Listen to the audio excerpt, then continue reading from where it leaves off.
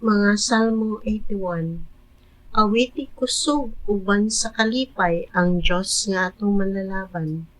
Pag-awit ug mga pagdayeg ngadto sa Dios ni Jacob.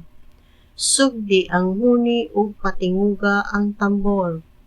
Tugtuga ang anindot nga huni pinaagi sa mga alpa ug sa lira. Patinguga ang trompeta alang sa mga kasaulugan. Inigsubang sa bulan ug inigtakdol niini. Kini ang balaod sa Israel.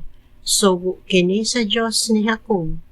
Sugo kini nga iyang gipatuman kang Jose sa pagbiya nila sa yuta sa Ehipto. Nakadungog akong tingog nga wala ko hiilhi nga miingon.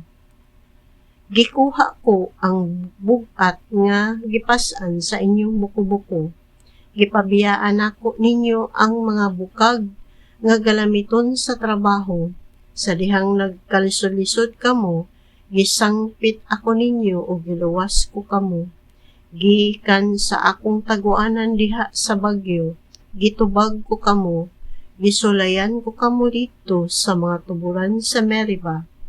Pamatia, katawhan ko ang akong pasidaan. O Israel, kung mamati ka palang unta kanako, ayaw gayud pag-alagad og laing Dios, ayaw gayud pagsimbag laing Dios gawas kanako. Ako ang Ginoo nga imong Dios, mao ang nagkuha kanimo gikan sa Ehipto, nga og pakan-on ko ikaw. Apan ang akong katawhan dili mamati kanako, ang Israel dili motuman kanako. Busa gipasagdan ko sila bisag unsay ilang gustong buhaton. Pagkaayo unta kun mamati pa kanako ang akong katawhan. Pagkaayo unta kun sila mopatuo pa kanako. Buntugon ko dayon ang ilang mga kaaway o pildihon ko ang nakigbatok kanila. Ang nasilag kanako muok-ok sa kahadlok diha sa akong atubangan ug mulungtad ang ilang silot hangtod sa kahangturan.